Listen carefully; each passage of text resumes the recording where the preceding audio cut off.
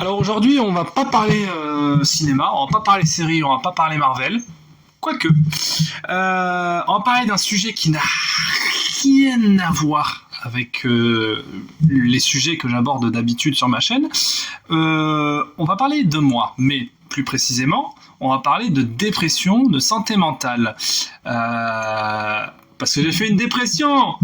Let's go. C'est pas bien, c'est pas bien du tout.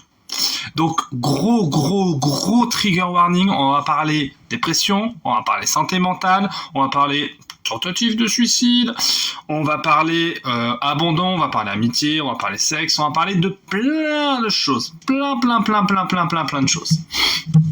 Diverses et variées, la vidéo risque de faire 8h40, soit la durée consécutive du premier film Dune, oui.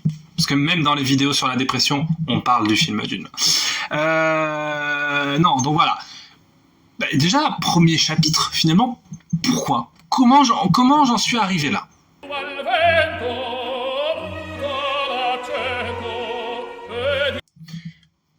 Alors, il faut savoir que donc moi, j'habite à Bordeaux, j'ai 23 ans, je suis en coloc, tout va bien. Franchement, la vie est plutôt compliquée. Enfin, la vie est plutôt bien. Sentimentalement et sexuellement, cela va sans dire, je faisais un petit peu n'importe quoi. C'est-à-dire que je couchais un peu à droite à gauche. Alors attention, toujours avec respect, consentement, agréable, fun, voilà. Mais moi, je commençais à un peu avoir envie de me poser, en fait. Parce que je commençais à avoir un body count, on va dire, plutôt élevé. Et j'avais bien envie de me mettre avec quelqu'un, parce qu'au bout d'un moment, Ken, c'est marrant, mais avoir quelqu'un tous les soirs, c'est encore mieux. Et ça ne se faisait pas. Ça ne se faisait pas, et du coup, ça me rendait très triste, et du coup, j'avais en plus de ça un nombre de traumas de par le harcèlement, de par la famille, de par plein de choses.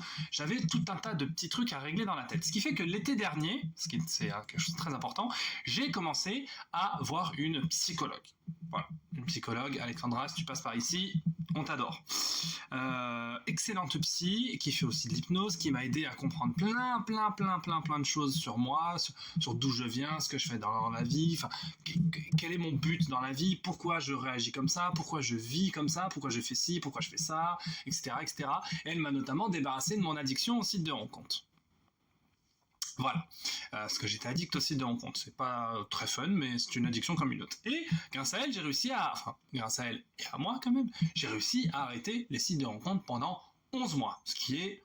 Je m'étais fixé 1 an, mais bon, vu que l'été arrivé, je me suis dit, vas-y. Pourquoi pas ? Donc voilà. Parallèlement à cela, financièrement et professionnellement parlant, ma vie est un enfer. Globalement, ma vie professionnelle, parce que j'ai fait des jobs que j'aime particulièrement, j'ai fait des jobs que je kiffe de fou, mais à chaque fois que j'aime un job, soit il décide de passer avec quelqu'un d'autre en CDI, soit il décide de pas me garder. Voilà, ça l'a fait avec toutes les entreprises que j'ai aimées, toutes. Ce qui nous arrive l'été dernier, où mes parents ont dû pendant, je crois, 2 mois, me payer le loyer et les courses. Voilà, donc j'ai contracté des dettes auprès de mes parents. Voilà, c'est pas fun, mais c'est comme ça. Et le miracle absolu, en septembre dernier, donc il y a 1 an, oh waouh, il y a 1 an, j'ai été pris par miracle dans un magasin de jouets à Bordeaux. Voilà, je dirais pas le nom, je dirais pas l'entreprise, mais j'ai été pris. Au début, c'était pour 1 semaine, puis ensuite pour 1 mois, puis ensuite j'ai été gardé pour Noël, etc. Il m'avait promis, au mois de janvier, on m'a promis un CDI. Ça faisait du coup 3 mois que je bossais ici, et j'avais déjà bossé dans un magasin de jouets. Je sais que ça n'a pour le moment rien à voir avec la santé mentale, mais on va y venir. Restez accrochés. On m'a promis un CDI. Bon, moi j'étais tout content qu'on me promette un CDI, mais... Évidemment, on m'en avait déjà promis, donc j'étais en mode oui, tant que j'ai pas le papier signé devant moi, j'y crois pas. Ça, c'était mon premier chef au mois de janvier. Au mois de février, mon chef s'en va, j'ai de nouveau un chef qui me dit, un chef en alternance, un chef qui est là 2 jours par semaine, qui me dit oui, pas de problème, mi-juin, début juillet, tu as ton CDI. Bénef, un vrai. Le deuxième me dit ça, trop cool. Donc les mois continuent et honnêtement, cette entreprise, c'était le rêve, mais absolu. Mais genre, à tout point de vue. C'est-à-dire que j'aimais mes collègues, j'aimais tous mes collègues. Au mois de février, j'aimais tous mes collègues, sans exception. J'aimais le boulot, c'était en plus à 4 minutes de chez moi en trottinette, ce qui est formidable. J'aimais les tâches, j'aimais faire de la caisse, j'aimais faire la mise en rayon, j'aimais faire de la livraison, enfin j'aimais tout, tout était super, les clients étaient géniaux. En plus j'avais des responsabilités, j'ouvrais le magasin, je fermais le magasin, j'avais le code du coffre, donc c'était la première fois que j'avais autant de responsabilités dans un job, et honnêtement je m'y plaisais bien, et puis financièrement on était plutôt bien payé. Alors, mes copines vous diraient qu'on n'était pas bien payé, mais moi, en tant que jeune homme, garçon, célibataire à Bordeaux, franchement, on était très bien payé, surtout que mon loyer n'est pas très cher. Enfin, en tout cas, abordable, on va dire. Donc, honnêtement, j'étais plus addict aussi de mon compte. J'avais plus aucun problème de meuf, parce que je me concentrais pas dans ça, en fait. C'était pas une priorité. Donc, honnêtement, tout était beau, en fait. La vie était beau. Franchement, de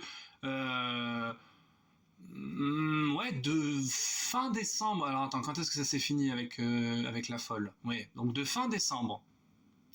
Alors oui, quand je parlerai de relations avec des filles, j'emploierai des surnoms pour pas donner leur vrai prénom. Voilà. Bref, de fin décembre jusqu'à mi-mars, l'entreprise où je bossais, le magasin de jouets, c'était super. Mais vraiment super, à tel point que j'ai fait mon anniversaire avec tous mes collègues. Ils étaient tous invités. Premier problème, au mois de mars, il y a commencé à y avoir des vols. Voilà. Et pas des vols de clients, ça arrive dans toutes les entreprises de la planète. Non, des vols, des vrais vols. Des vrais vols. Genre, pas loin de 4000 balles, tu vois ce que je veux dire? Voilà. Des produits qui se revendent. Voilà. Et ça, en fait, ça a commencé petit, puis plus ça allait, plus ça grandissait. Et au bout de 4 mois, donc ce qui nous a amené à peu près mi-juin, là j'étais en mode, en fait, non seulement c'est chiant, parce qu'on est tous accusés, c'est chiant parce que du coup mon CDI est du coup mis en stand-by, parce que je comprends, hein, l'entreprise va pas passer quelqu'un en CDI sachant qu'il y a des voleurs et qu'on sait pas qui c'est, ce qui est normal, j'entends tout à fait.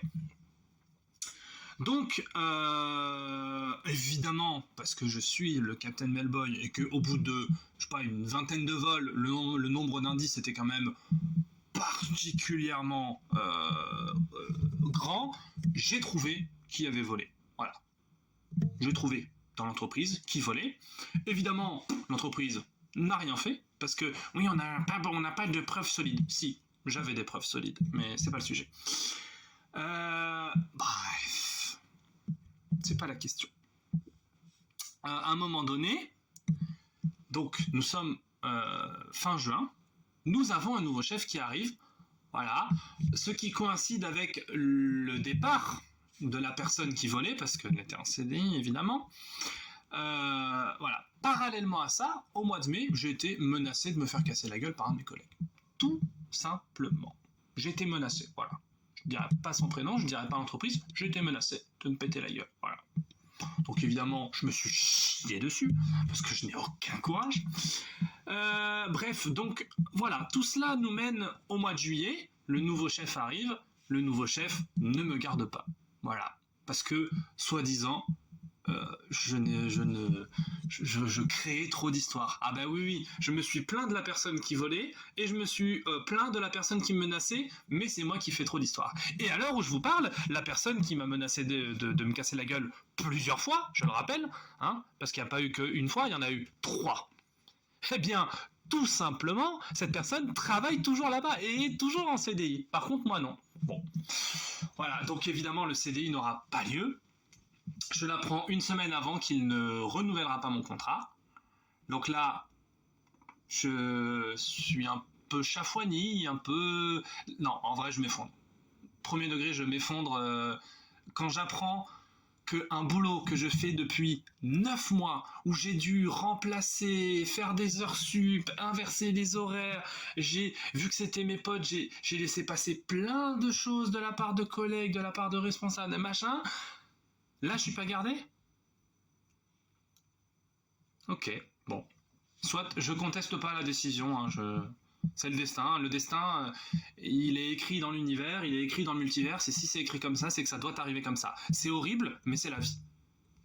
Voilà. Donc, là, c'est le premier truc qui me...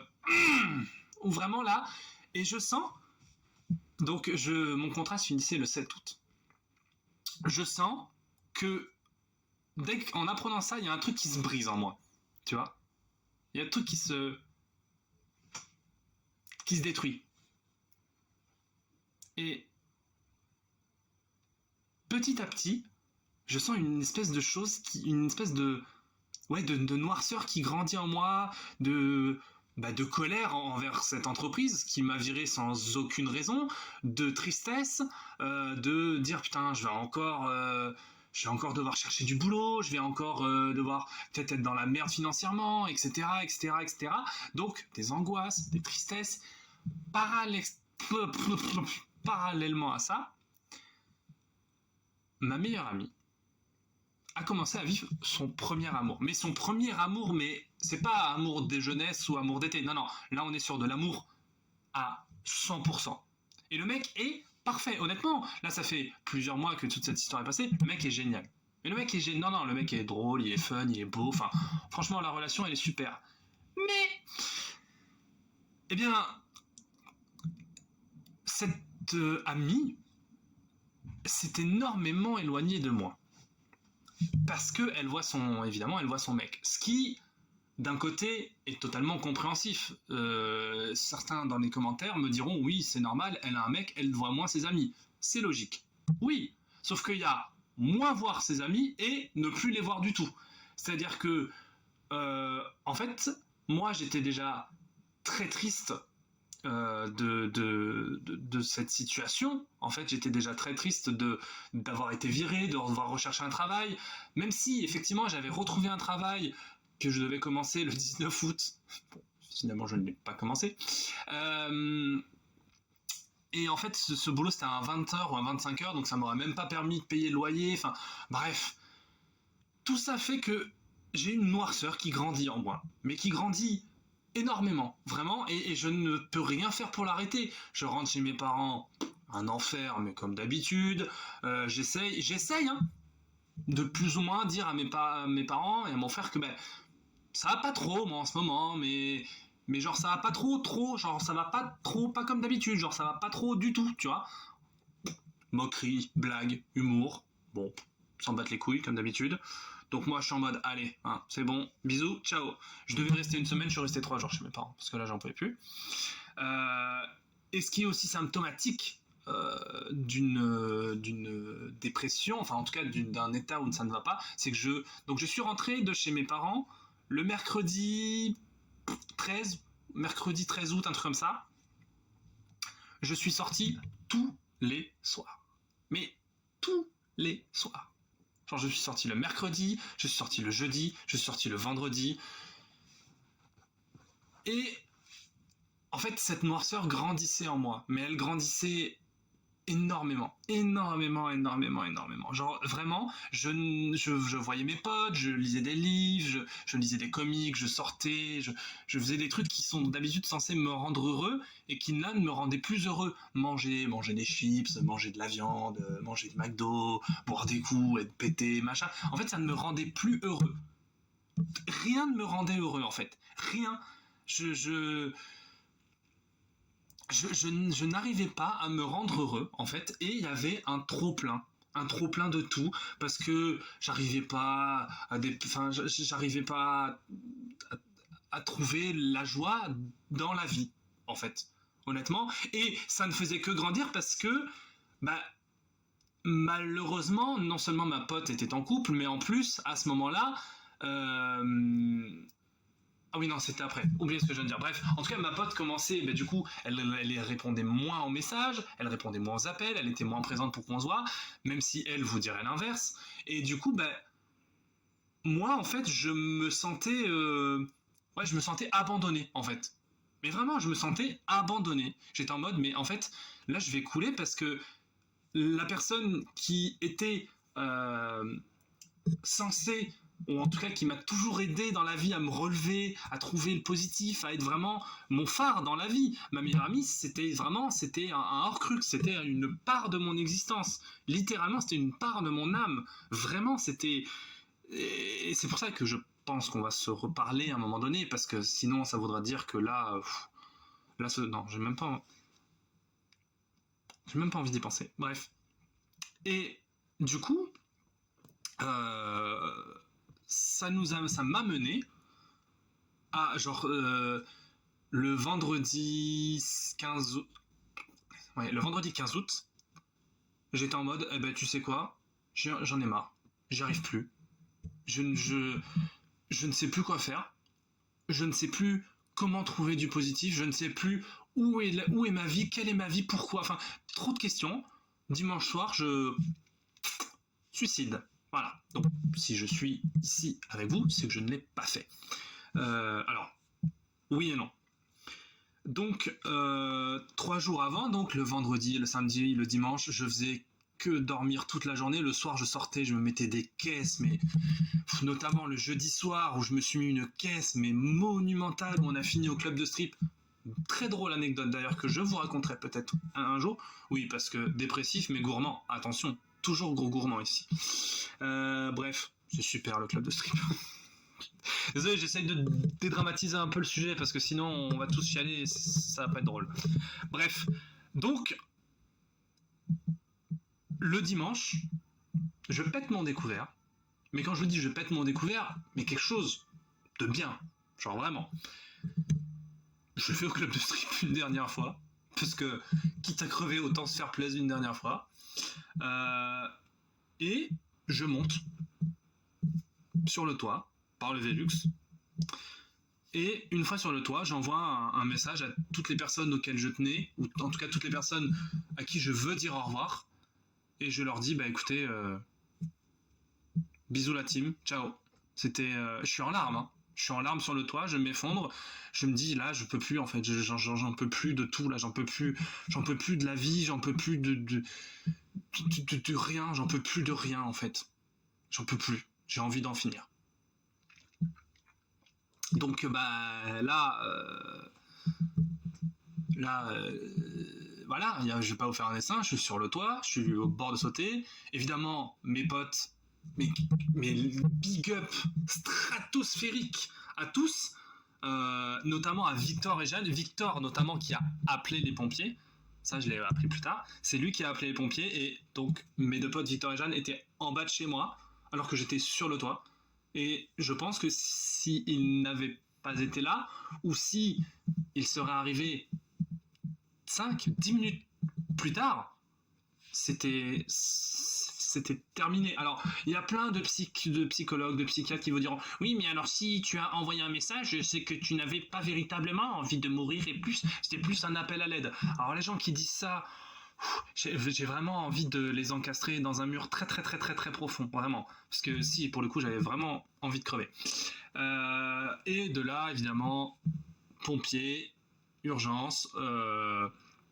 D'ailleurs, big up aux pompiers qui sont venus, notamment celui que j'ai eu au téléphone, qui était là pour me détendre entre guillemets et me faire descendre du toit de la bonne façon, hein, pas en descente directe, si j'ose dire. Eh bien, le gars vraiment à l'aise, hein. Il était en mode « Ah, vous avez été au club de strip, bah, c'est super ça, les filles étaient jolies, moi super. Bon alors pourquoi vous voulez mourir, monsieur Branger ?» Je suis en mode mais en fait ça va pas trop là, je suis pas très bien. Mais non, mais ça va aller, un travail ça se trouve, votre ami elle va revenir, vous inquiétez pas. Spoiler, non. Spoiler, non, mon ami n'est pas revenu. Enfin, c'est plutôt moi qui suis parti, mais on en viendra plus tard. Donc... Évidemment, après, j'ai passé la nuit à l'hôpital Saint-André à Bordeaux. Big up à tout le personnel hospitalier de Bordeaux, de Saint-André. Ils sont adorables. Toutes les heures ou toutes les demi-heures, il y avait quelqu'un qui venait me voir en mode oui, je prends votre tension, ça va, vous allez bien. Écoutez, j'ai voulu mourir il y a 3 heures, mais à part ça, ça baigne. Hein. Franchement, tout va bien. Donc ouais, non, très très sympa, très cool, très gentil. Enfin, franchement... trop feu, enfin adorable. J'ai vu une interne en psychologie, je crois, ou en psychiatrie, Bref, j'ai vu des gens à qui j'ai parlé. Le lendemain matin, une ambulance m'amène au CECOP, aux urgences psychiatriques de Bordeaux. C'est, écoutez-moi bien, l'un des pires endroits de l'histoire de l'hospitalisation. J'ai attendu 9 heures. Alors, je suis arrivé, j'ai eu un rendez-vous avec un interne en psychiatrie, jusqu'ici, tranquille. J'ai attendu 4h30 pour avoir un rendez-vous avec une psychiatre. Et ensuite, j'ai attendu 5 heures pour avoir une chambre. Et encore, j'ai parlé avec des gens quand j'étais à l'hôpital psy. Il y a des gens qui ont attendu 2 jours. J'étais en mode, pardon, plaît-il? Après, tu me diras, j'ai vu passer des gens au CECOP qui avaient peut-être besoin d'être plus pris en charge que moi, en tout cas plus rapidement. Donc évidemment, je dis au psychiatre, je lui dis tout ce qui se passe, les addictions, le problème d'abandon, le problème de travail, d'argent, etc., etc. Et on me dit rien. Elle me dit, bah écoutez, je vous mets sous traitement dès ce soir, dès que vous arrivez à l'hôpital, vous êtes sous traitement. Bref, je dis ok. Moi, de toute façon, il me faut un truc, il faut qu'on m'aide là, parce que ça va pas du tout en fait.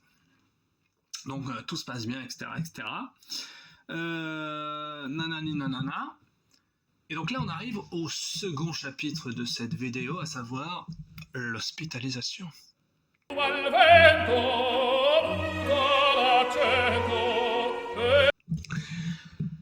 Alors, l'hospitalisation, comment vous expliquer ça? J'étais donc à l'unité Morel, à Charles-Perrin à Bordeaux. Alors déjà, il faut savoir un truc, c'est que tous les êtres humains, ou en tout cas beaucoup, moi le premier, on a tous des a priori sur la psychiatrie. On se dit, en tout cas, les gens un peu cons, on se dit, ouais, il y a que des fous là-bas, là, les gens qui veulent tuer d'autres gens, les fous malades, qui sont complètement tarés, qui veulent t'égorger quand tu les regardes. Tu rentres 3 secondes dans un hôpital psy, tu te rends compte que tous les clichés, c'est de la merde. Parce que tu as des gens, comme tout le monde, tu as des jeunes, des vieux, des ados, des jeunes adultes, des vieux, des très vieux, des très très très vieux parfois. Alors, dans l'unité où j'étais, il y en avait qui avaient juste besoin d'être à l'hôpital, mais pas forcément en psychiatrie. C'est un autre débat. Et ouais, non, tu te rends compte que c'est des gens comme nous, en fait. C'est des gens à qui il est arrivé une dépression, une rupture, un licenciement, un décès, enfin, voilà. Puis t'en as qui sont alcooliques, alcool aux drogues, alcool au sexe, addicts à la drogue, au sexe, etc., etc. Et ouais, c'est des gens comme toi et moi, en fait. C'est des gens comme vous et moi, et qui sont gentils, et qui sont en mode, bah ouais, moi je suis là depuis 6 mois, moi je suis là depuis 3 ans, moi je suis là depuis... Bon, même si, pour les gens de mon âge, donc entre 20 et 25 ans, une grande majorité de tentatives de suicide. Alors après, il y a anorexie, dépression, schizophrénie, etc. Mais la grande majorité, c'est quand même... c'est le must, on va dire. C'est le must. Bref, l'hospitalisation, eh bien, je suis très mitigé. Pour être tout à fait honnête avec vous, je suis content parce que d'un côté, ça m'a aidé à reprendre du poil de la bête, à reprendre de l'énergie vitale, à être content. Et alors, surtout, déjà, j'ai vu mes potes tous les jours. Sans exception, mes potes sont venus tous les fucking days. Donc c'était assez émouvant à vivre, et c'était et surtout aussi quand les gens qui me suivent, enfin mes abonnés Instagram, mes amis loin, etc., quand les gens ont su que j'avais fait une tentative de suicide, j'ai reçu un nombre de messages, d'appels, de vocaux, d'amour. Ça fait honnêtement, ça fait chaud au cœur, en vrai. Ça fait très très chaud au cœur de voir que, oh putain, ce nombre de personnes tient à moi, et ce nombre de personnes a envie que j'aille bien. C'est, ouais, ça fait beaucoup, quoi. Ça fait beaucoup, et ça fait chaud au cœur de savoir que le Captain Melboy plaît, en tout cas, touche les gens. Alors, beaucoup de messages de femmes, évidemment. Les femmes n'ont pas envie que je meure, c'est logique. C'est pas vrai. Beaucoup d'hommes, beaucoup de femmes, c'est pas le sujet. Et d'un autre côté, l'hospitalisation m'a prouvé, et alors attention, ça va être très politique, à quel point le gouvernement français n'en a plus rien à foutre de l'hôpital. Alors, certes, je suis dans un hôpital public, mais quand même, Moi, j'ai attendu 3 jours avant d'avoir mon traitement. 3 jours. J'ai demandé à des infirmières, j'ai demandé à ma psychiatre, je la vois donc le lendemain de mon arrivée, elle me dit je vous mets sous traitement dès ce soir. Ça c'était le mardi soir. Hein. J'ai eu mon traitement le jeudi matin. J'étais en mode, en fait, j'ai demandé à tout le monde, à toutes les infirmières, machin. Et j'aurais dit ouais, on m'a dit que j'avais un traitement. Elle dit oui, je regarderai, je vous tiens au courant. Et c'est pas, à un moment donné, on me réveille à 11h parce que, oui, je dormais beaucoup, parce que j'étais en dépression. Et vraiment, à 11h, on vient me voir dans ma chambre et on me dit vous avez un traitement, en fait, hein. Je dis merci, s'il serait peut-être temps de me le donner, en fait, la team. Genre, merci, tu vois. Genre, et à 22h, pareil. À 21h, on vient me voir le soir, machin. Oui, vous avez un traitement, monsieur Branchier, faudra le prendre à 22h. Je suis en mode, ouais, merci. En fait, ça fait 4 jours que je vous le demande, le traitement. Donc, bon. Et d'un autre côté, à part Angélique, qui ne passera pas dans cette vidéo, je pense, mais si tu passes par là, bisous à toi. À part Angélique, aucun des soignants n'en a quelque chose à foutre des gens. C'est-à-dire que je ne sais pas s'ils sont mal payés, très probablement que si, je pense qu'ils sont très mal payés. Ils n'ont plus d'envie, ils n'ont plus de joie. Alors je sais que travailler en psychiatrie, c'est pas facile. Mais moi, comme me l'a dit une amie, j'étais dans l'unité la plus cool. Dans le sens où quasiment tout le monde était en soins libres. Soins libres, ça veut dire que je peux partir, je peux rentrer, alors il faut rentrer avant le couvre-feu, mais si je veux rentrer chez moi, si je voulais rentrer à mon appart, si je voulais aller à Bordeaux Centre, aucun problème. Genre vraiment, je pouvais le faire, il n'y a pas de souci, à partir du moment où j'étais là pour les rendez-vous. Donc, tranquille. Franchement, voilà. Alors que l'unité à côté de moi, c'est l'asile d'Arkham. L'unité à côté de moi, frère, c'était les gens qui sont dans leur chambre, qui ne sortent pas de leur chambre. Donc là, je peux te dire que là, il y a du gratiné. Hein. Mais les soignants, alors quand ils te donnent, parce qu'il y a un self, quand ils te donnent le repas, tous les soignants tirent une tête de 6 pieds de long, t'as l'impression que ce sont eux qui sont en dépression. Quand tu leur demandes une information, t'as l'impression que tu leur arraches la gueule. Moi, j'ai vu donc une psychiatre le mardi je suis arrivé le lundi soir, j'ai vu une psychiatre le mardi matin, plus rien après, hein. Plus rien pendant plusieurs jours. Donc le vendredi, je vais voir un soignant, je dis c'est possible de voir quelqu'un là en fait, parce que je suis quand même venu pour une tentative de suicide à la base, tu as vu? Genre je suis en dépression, donc j'aimerais bien peut-être voir des gens en fait, pour parler, pour essayer d'aller mieux, t'as vu? Parce que voilà, et il me fait mais vous voulez qu'on peut faire la demande? Oui, je fais mais je pensais que c'était automatique en fait. Mon Dieu, je pensais que c'était logique quoi. Je m'attendais pas à voir une psychiatre tous les jours, parce que pour le cerveau, c'est... Mais voilà. Donc, ouais, l'hospitalisation, un poil mitigé, en vrai de vrai. Assez, ouais, voilà, tu leur demandes un truc, t'as l'impression de leur arracher la gueule. À part Angélique. Angélique, d'ailleurs, on adore. Elle est superbe, elle est gentille, elle est drôle, elle est fun, elle prend des nouvelles, elle dit ça se passe bien, après plusieurs jours c'est bon, tout va bien, vous partez bientôt, comment vous vous sentez, comment ça va, etc. On peut se voir quand il y a besoin. Je dis mais cette femme est exceptionnelle, enfin, formidable. Bref, donc ouais, non, très très cool, très cool cette Angélique, mais sinon les autres, non, pas ouf. Et alors en plus, là où tu vois qu'il y a vraiment des problèmes de financement, des problèmes de moyens, des problèmes de matériel, etc., j'étais dans un hôpital où il n'y avait pas d'eau potable. Regardez, je vais vous le redire. Un hôpital psychiatrique où l'eau n'était pas potable. C'est-à-dire que si on buvait l'eau, on pouvait avoir des maladies, on pouvait même avoir des infections, voire même avoir des trucs plus graves. Je répète pour une 3e fois, dans un endroit où des gens qui ne sont pas en contrôle d'eux-mêmes et qui ont envie, en tout cas pour certains, de mourir, vous leur mettez dans leur chambre des robinets d'eau, où s'ils boivent l'eau, bref, s'ils ingèrent de l'eau, ils peuvent crever. Quand même un poil con cette histoire. Donc on nous donnait des bouteilles d'eau, parce que, alors si les douches étaient filtrées, encore heureux, parce que voilà. Donc il n'y a plus d'argent dans l'hôpital public. Il n'y a plus une thune. Si vous votez RN, ça va être encore pire, mais vous n'êtes pas prêts pour ce débat.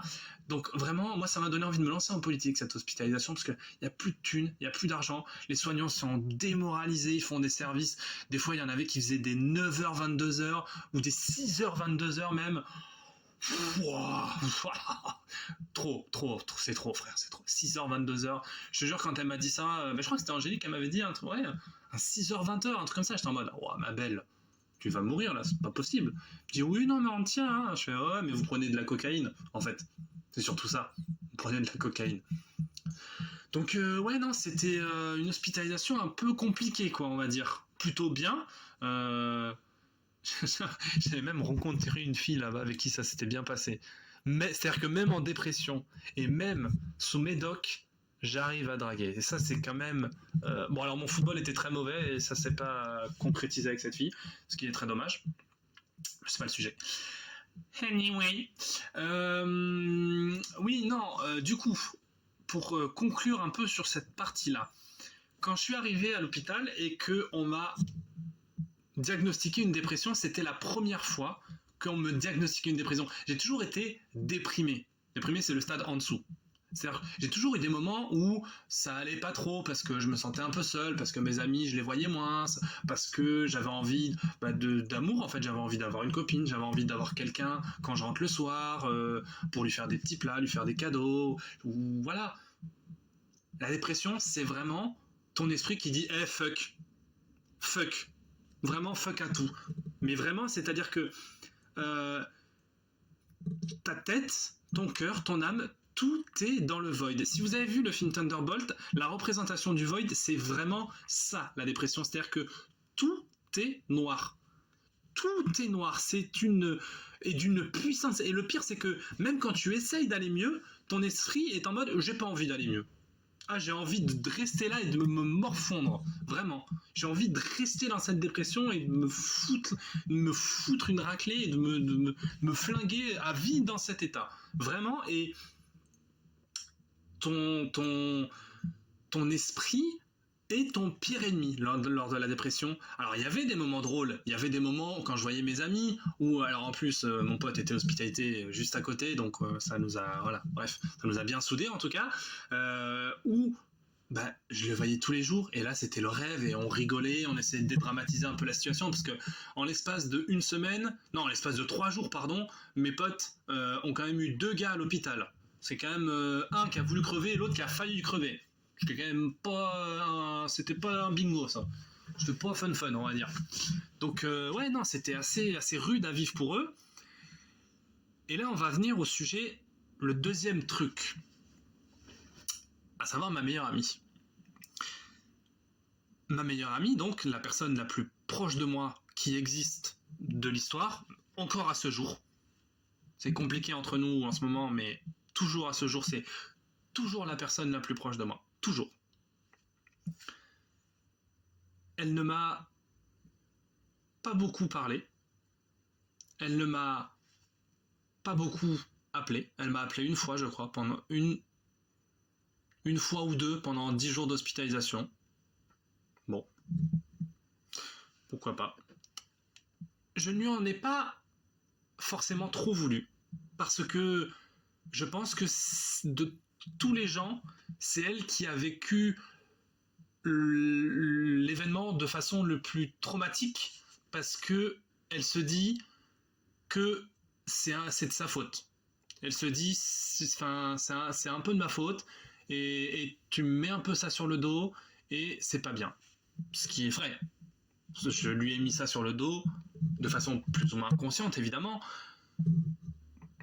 mais ça a été très dur à vivre pour elle. Donc effectivement, là mon esprit se scinde en deux, parce que d'un côté il y a ma dépression et ma tristesse qui me dit en fait cette meuf est en train de s'éloigner de toi et elle est en train de t'abandonner complet, et toi tu vas te retrouver tout seul. Et donc là je me dis oui. Et de l'autre côté il y a le Melvin normal, où je me dis ouais, mais en même temps, c'est très très très dur pour elle, c'est très compliqué. En plus, elle est en train de créer sa relation avec son mec. Elle avait une amie qui est venue de Suisse pour la voir. Et d'ailleurs, je dis ça, mais quand j'étais aux urgences psy, c'est Aliénor qui est rentrée dans ma chambre, qui est venue dans ma chambre avec sa pote, qui m'a fait un sac pour l'hôpital avec mon chargeur, mes clés, mon portefeuille, des vêtements, des slips, enfin, des livres, tout. Genre vraiment, c'est elle qui a tout fait. Donc ça, pour ça, je ne lui ai jamais donné assez de reconnaissance pour ça. Donc voilà l'ambivalence dans laquelle était mon esprit à cause de la dépression, c'est que d'un côté, je comprenais ce qu'elle vivait et je comprenais qu'elle me donne pas de nouvelles, qu'elle me parle moins, etc., etc. Et de l'autre côté, j'étais vraiment en mode, là en fait, tu es en train de m'abandonner et je me rends très triste. Ça me rend particulièrement triste en fait. Suite à ça, mes parents sont venus me voir. Alors mes parents, c'est très compliqué, ça mériterait une autre vidéo. Mais en gros, mes parents et moi, c'est compliqué. Voilà, on est différents sur pratiquement tous les points. Ils sont un poil toxiques sur pas mal de points. Ils ne comprennent pas grand-chose à ma vie. Moi, je comprends rien d'eux. On est d'accord sur rien. Bref, c'est compliqué. Et ils me disent littéralement, tu sors de l'hôpital, tu rentres dans le Gers chez nous.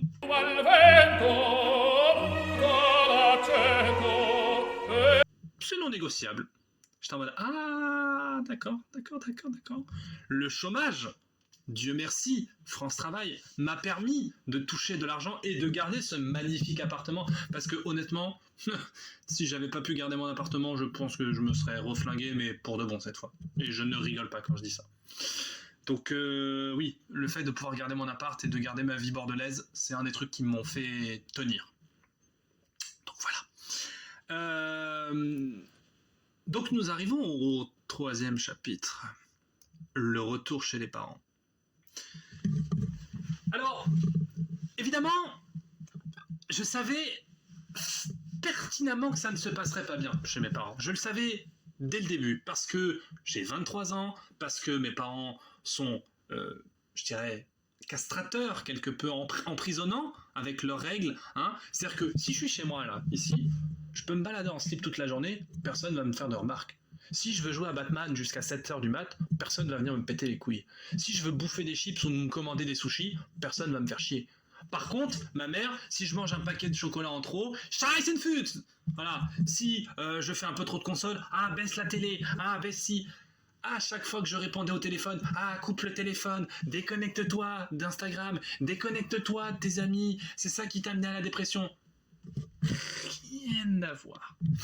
Donc, je savais que, alors, je faisais des choses pour aller mieux, en parallèle de ma dépression. Je prenais mes médocs, donc voilà.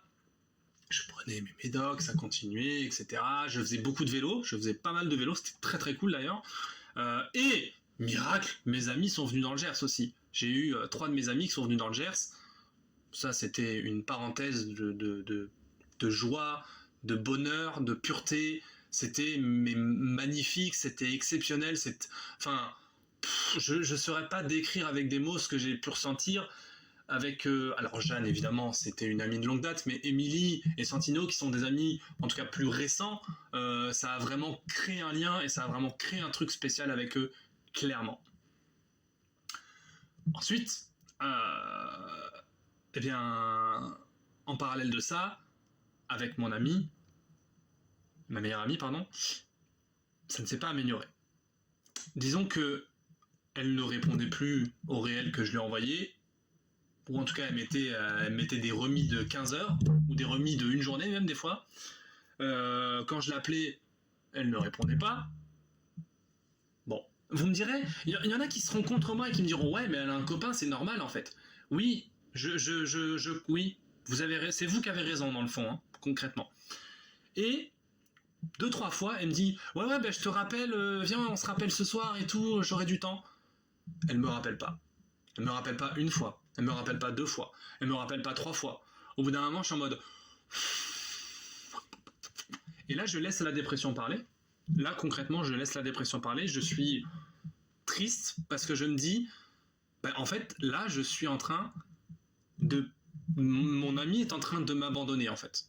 Alors, je n'étais pas dans les meilleures dispositions, je n'étais pas la meilleure personne que j'ai pu être. Ça, j'en suis particulièrement conscient. J'en parlerai à ma psy. Ce qui fait que Elle me dit, écoute, je suis désolé, je sais que je t'avais dit que je te rappellerais, j'ai pas le temps. Au final, là, je suis avec mon mec, évidemment. Et du coup, je suis en mode, non, mais c'est bon.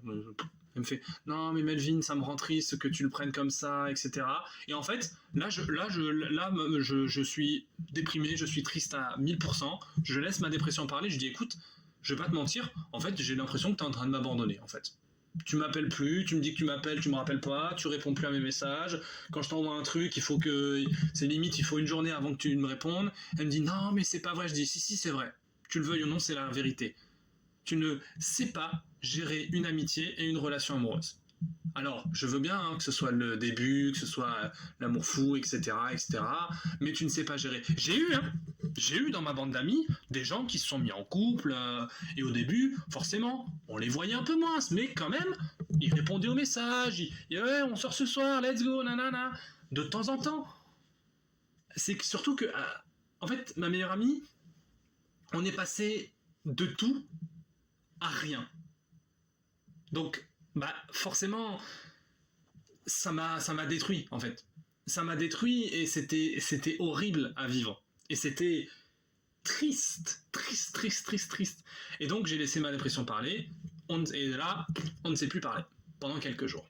Évidemment, moi, je suis très triste parce que ce qu'il faut savoir, c'est que moi, j'ai extrêmement peur de l'abandon. Mais quand je vous dis extrêmement peur de l'abandon, c'est genre beaucoup. Voilà. Et à chaque fois que je m'engueulais avec ma meilleure amie, ces 4 dernières années, j'étais en mode non, pitié, faites qu'elle revienne, faites que ça se passe bien, je vais m'excuser parce que je veux pas la perdre et tout. Là, mais je savais que ça finit toujours par revenir parce que c'était toujours des disputes de couilles ou de merde. Là, je me dis, là, c'est la première fois en 4 ans que je me dis, là, ça peut être fini pour de vrai. Et là, c'est dur. Donc évidemment, j'envoie un message d'excuse, je lui dis écoute, j'ai laissé la dépression parler, j'aurais dû m'exprimer d'une autre façon, j'aurais dû formuler mes phrases différemment et ne pas laisser parler ma peine. Elle me fait et je lui ai écrit des longs messages, des pavés et tout. Et elle me dit ouais je te rappelle quand je rentre de mes vacances avec mon mec. Je suis en mode alors attends, là par contre là c'est ce qui m'a rendu ouf. J'étais en mode attends, donc je suis censé être ton meilleur ami concrètement. C'est à peu près ce que... Mais parce que tu es en vacances avec ton gars, tu peux pas prendre, allez, 20 minutes pour au moins m'écrire un message. Genre, faut me laisser mariner pendant plusieurs jours. Je suis en mode, gars, là, je pète un câble, en fait. Même si, encore une fois, il y a plein de gens qui comprendront ma meilleure amie, qui me diront que je suis juste un gars toxique. Ce qui est, en vrai, un peu ce qui est possible. C'est que oui, pour le coup, j'ai été toxique et j'ai été mauvais et j'aurais pas dû ni réagir comme ça, ni parler comme ça. C'est juste que je me suis senti abandonné par cette amie, je me suis senti détruit et du coup... Elle m'envoie un message. Alors c'est même non, elle m'envoie pas un message. Elle m'envoie l'intégrale de Dune sous forme écrite, frère. Le message était si long, j'ai compté. J'ai dû le relire 10 fois avant de réagir. 10 fois. Et c'était long. Long. Il y a des trucs. Moi, les sentiments humains, il y a des jours où je vais full comprendre, et des jours où je ne vais rien comprendre. Et là, quand elle m'écrit des trucs, j'étais en mode. Oui, ça je suis d'accord, moi ça je suis pas d'accord, ça tu as totalement tort, ça tu as raison. Donc c'était très ambivalent. Et en fait j'ai compris un truc, c'est que nous étions devenus toxiques l'un pour l'autre. Dans le sens où elle... quand elle me parlait, je faisais que la faire culpabiliser, la rendre mal, la faire culpabiliser d'être heureuse avec son gars, de lui dire qu'elle m'avait abandonné, alors que j'aurais pu formuler ça de façon totalement différente. Et elle, de son côté, elle n'était plus en mesure de me donner ce que j'attendais de notre relation. Et ce que j'attendais de notre relation ne peut plus exister puisque maintenant elle a une priorité dans sa vie et c'est son mec. Et c'est normal. Et encore une fois, c'est un bon mec. Donc tant mieux. Parce que si c'était un connard, là j'aurais encore plus pété un plomb. Mais pour le coup, au vu de ce que j'ai vu actuellement, ça me semble être un bon gars. Donc on valide.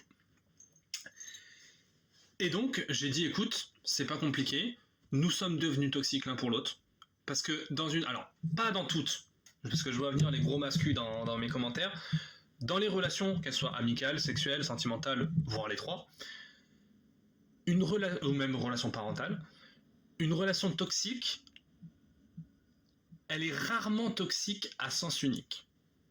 Il y a des gens, des pervers narcissiques, tout ça, où c'est une relation toxique à sens unique. Mais souvent, en tout cas dans pas mal de situations, la toxicité, elle vient des deux côtés. Voilà. C'est un débat à avoir, mais en tout cas, clairement, moi, dans le cas où j'étais, nous étions toxiques l'un pour l'autre. Et c'était honnêtement la chose la plus dure que j'ai eu à faire dans toute ma vie, bien plus dure que de regarder le film Dune, quoique. Et je lui ai dit, écoute, pour que la relation avec ton mec fonctionne, et pour que tu sois heureuse, il faut que je mette fin à notre amitié. Et au moment où j'envoie ce message, évidemment, je regrette instantanément mon geste, mais instantanément. Et là, je me dis, ok, eh bien là, c'est la fin du Capitaine, quoi. C'est la fin. J'ai pas eu... Si, qu'est-ce que j'ai envie de j'ai eu envie de mourir, clairement. Là, j'étais en mode... Voilà, c'est impossible. Et pourtant, j'ai essayé. Hein. J'ai essayé dès le lendemain de faire de la cuisine, faire du vélo, jouer aux jeux vidéo, lire des livres, essayer de tout faire pour aller mieux. Et pourtant, j'ai pas réussi, quoi. Genre, ça m'a détruit, en fait. Ça m'a détruit, et c'est un truc qui me poursuit encore au moment, à l'heure où je vous parle, c'est qu'en fait, avoir mis fin à cette relation amicale qui s'est, en tout cas pour le moment, terminée, je ne pense pas que ce soit terminé à vie, parce que ça fait 4 ans qu'on est amis, et c'est une personne qui est tellement chère à mes yeux, et qui est tellement importante, et qui est tellement précieuse que si jamais on se reparle jamais, ben, ça voudrait dire que ce qu'on a vécu en 4 ans n'était pas réel. Et ça, ce serait dur à vivre, en fait. Ce serait très dur à vivre, honnêtement. Donc voilà. Mais donc voilà. Et plusieurs jours après, alors les jours passent, je réfléchis à retourner à Bordeaux parce que là avec mes parents ce n'est plus possible. Leurs règles, je n'en peux plus. Leurs opinions politiques, je n'en peux plus du tout. Hein. J'ai l'impression d'être en 1940, donc là ça commence à me saouler. Donc un soir, probablement que c'était le destin, je charge mon téléphone et d'un jour comme ça, il arrête de fonctionner. Il arrête de charger. Donc là, je me mets à chialer parce que mon téléphone, il y a toutes mes photos, il y a toute ma vie dedans, il y a tout, il y a littéralement tout. Et puis, c'est surtout que c'était le seul lien que j'avais avec mes potes de Bordeaux. Donc si je perds mon téléphone, je me dis, bah là, c'est non, en fait. Et donc, s'ensuit une réflexion dans ma tête où je me dis, en fait, demain, soit je vais acheter ma mère a les finances, ou en tout cas je creuse mon découvert pour m'acheter un nouveau téléphone, soit je rentre à Bordeaux et je fugue de chez moi. Évidemment, je réfléchis, je me dis, jamais de la vie ma mère me laissera acheter un téléphone, et jamais elle me le paiera. Donc, le matin, je dis à maman, je n'ai plus de téléphone, il faut faire quelque chose. Elle me dit, oui, tu vas prendre les téléphones en haut. Alors des téléphones, honnêtement j'ai regardé les téléphones pour pas faire le fils d'up quand même, hein, pour être un minimum réfléchi et conscient. Et c'était des téléphones moisis du cul. Vraiment, non. Un téléphone à 50 gigas de stockage, faut aller se faire foutre quand même. Hein. Donc, ma mère me dit, je dis ouais, faut qu'on aille à Hoche. Elle me dit non, tu vas prendre le téléphone en et puis en patientant, et puis quand tu auras ton chômage, tu en achèteras un autre. Le chômage qui arrive dans 20 jours, c'est hors de question. Donc, j'ai préparé ma valise. Tout simplement, j'ai préparé ma valise. Évidemment, ma mère a pété un plomb. Nous nous sommes engueulés très vigoureusement, avec vraiment beaucoup de violence. Elle m'a arraché la valise de main. En bref, À un moment donné, elle a pété un plomb, elle a dit ah ben puisque c'est ça, allez, c'est bon, prends ton sac là, je t'emmène à Hoche acheter un téléphone. Et c'est quoi, attends, prends ta valise, je t'emmène chez ton père, je veux plus te voir ici. Et j'étais en mode ah mais tu ne vas pas m'emmener chez papa, je m'achète un téléphone, je me casse à Bordeaux. Ah ok, d'accord. Évidemment, c'était assez douloureux à vivre. Et donc je rentre à Bordeaux. Et là, je vous cache pas que le retour à Bordeaux, il était d'une violence, mais d'une violence.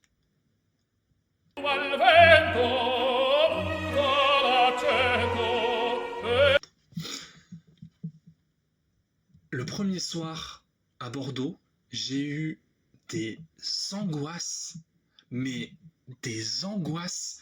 J'ai eu des pensées très sombres, j'ai eu envie de mourir, évidemment, parce que là, je suis rentré à Bordeaux en me disant, donc là, en fait, j'ai peut-être brisé les quelques liens que j'avais encore avec ma famille proche. Ça, hein, mon père et ma mère. Je rentre à Bordeaux, et donc là, Aliénor n'est plus là, genre. Là, elle est plus là. D'accord. Bon. Dur.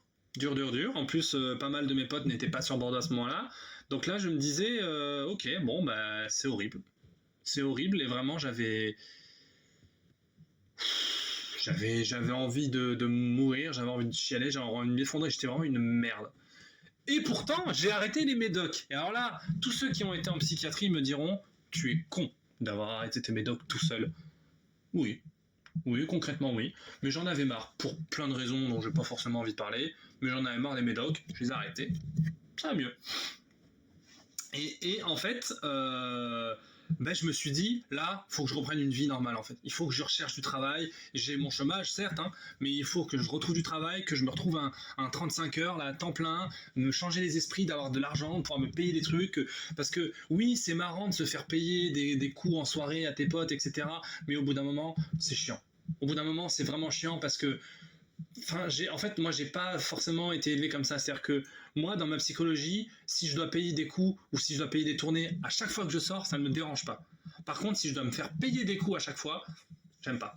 Non, j'aime pas. Je sais pas, ça me gêne, je suis pas à l'aise avec ça. Alors c'est toujours cool évidemment, hein, si tu me proposes de payer le Burger King ou de payer le ciné, je vais pas te dire oh non, enfin arrêtez. Mais ça me gêne, je suis pas à l'aise. Je suis plus à l'aise à l'idée de payer. Voilà. Donc bref. Et on vient un jour, un lundi, où il y a une semaine, un truc comme ça, où vraiment, mais je suis au fond du fond du fond du fond du trou.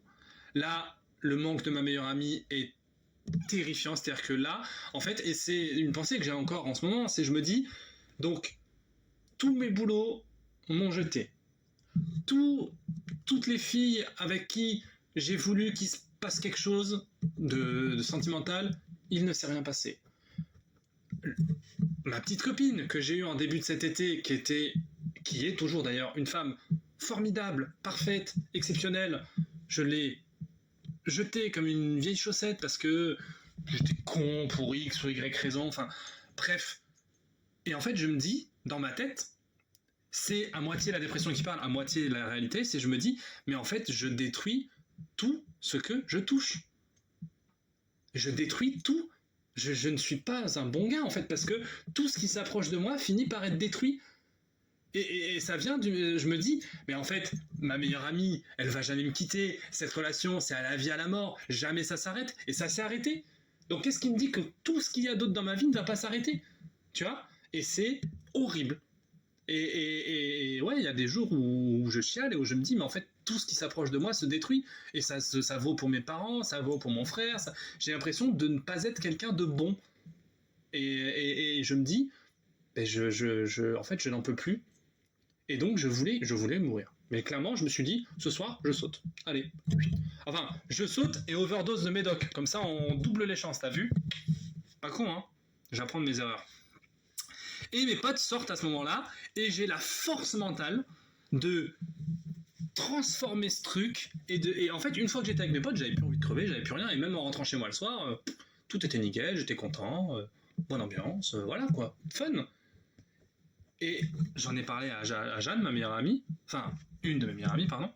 Et elle m'a dit, mais en fait, ça me casse les couilles parce que nous on est là pour toi, on essaye de t'aider, mais quand c'est comme ça, là tu me dis que tu voulais crever ce soir, genre dis-le nous en fait. Dis-le nous, on est là, on t'aime, on n'a pas envie que tu crèves. Et donc le lendemain, j'ai eu l'entièreté des Avengers qui sont venus me voir pour me dire, Melvin, nous on est là pour t'aider, on est là pour boire des coups, sortir marcher, sortir faire les boutiques, on est là pour tout ce que tu veux, t'as plein d'amis, t'as plein d'Avengers, il y en aura toujours au moins un disponible pour toi, toujours. Mais de ton côté, il faut aussi que tu te sortes les doigts du cul et que tu fasses des trucs pour aller mieux. Que tu fasses de la cuisine, du sport, je m'en fous, mais il faut que tu prennes rendez-vous au CMP, il faut que tu ailles voir un psychiatre, il faut que tu fasses quelque chose. Et j'avoue que ça m'a un peu fait un électrochoc de me dire, putain, là, il faut que je fasse quelque chose.